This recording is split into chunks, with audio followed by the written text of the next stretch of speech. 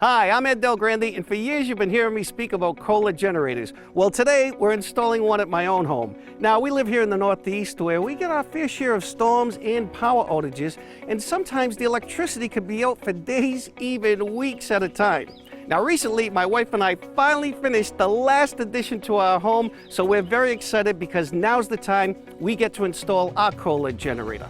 Now, I have to point out one thing. This is not a do-it-yourself project. I'm in the business and I have plenty of help on this job. And also, the preparation work can be involved, but once the prep work is completed, the final hookups only take about a day to a day and a half.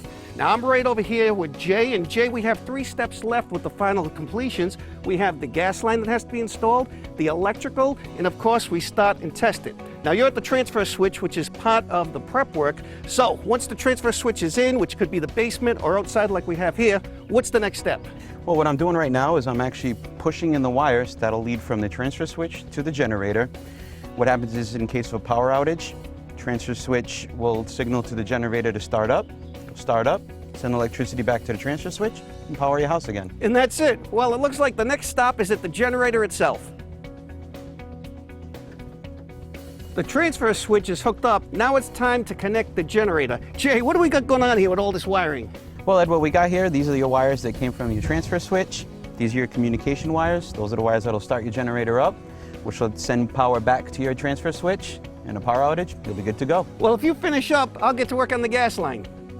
This generator can run on natural gas or propane. We have it set up for propane, but either way, Bob, what's next? Well, Ed, we're just making our final connection on the gas line here. And you always want to make sure you have a flexible connector on your gas line for movement. And after that, we'll purge the line out and we'll be good to go. Once we bleed the line, we can start it up.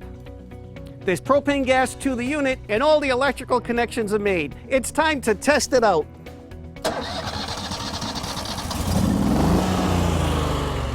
That sounds good. Now my home and family will be automatically protected during the next storm. To find a certified Kohler dealer near you, please visit KohlerGenerators.com.